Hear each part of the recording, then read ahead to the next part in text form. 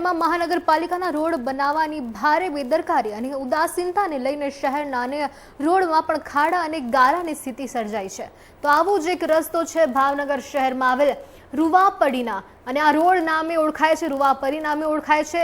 ઉપરાંત આ હાલ રોડ છે તે અતિશય દયનીય હાલતમાં છે। આ રોડ ઉપર ખૂબ જ મોટા પ્રમાણમાં વાહનો પસાર થતા હોય છે અને આ વિસ્તારમાં 200 જેટલી નાની મોટી ઇન્ડસ્ટ્રીઝ પણ આવેલી છે અને આ સમગ્ર વિસ્તારના લોકો માટે પણ આ મુખ્ય રસ્તો હોય છે અને ત્યારે આ રોડ પર હાલમાં ચાલી પણ ન શકાય તેવા ખાડા અને ગારાના મોટા મોટા થર જામી ગયા છે, જેને લઈને ખાસ સતત અકસ્માતોની ઘટના પણ બનતી રહે છે।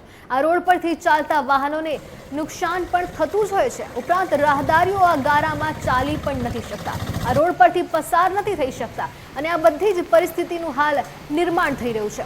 અનેક રજૂઆત કર્યા હોવા છતાં પણ મહાનગરપાલિકાના શાસકોએ અધિકારીઓનું જાણે પેટમાં પાણી જ નથી હલતું તેવી સ્થિતિ સર્જાઈ છે।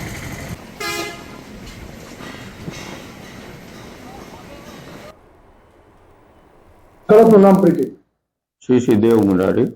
તો ખાસ કરી રૂવાપરી રોડ છે, બદતર હાલત છે, અસંખ્ય નાની મોટી ફેક્ટરી આવેલી છે, સમગ્ર બાબત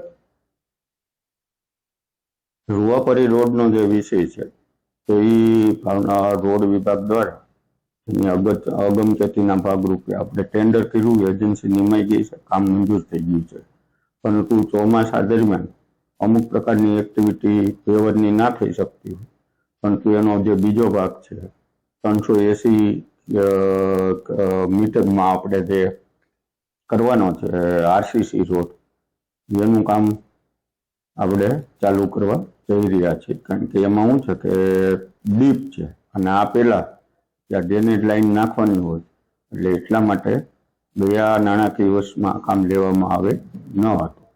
ખાસ કરી વાત કરીએ તો ઓન પેપર કોઈ કોર્પોરેટર વિસ્તારના છે કે રાજીનામા આપવાની માંગ કરે છે આ રોડને લઈને?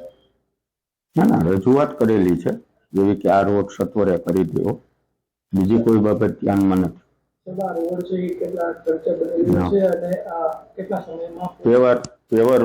પેવર રોડનો ભાગ છે એ 1.25 કરોડ રૂપિયાનો ખર્ચ છે।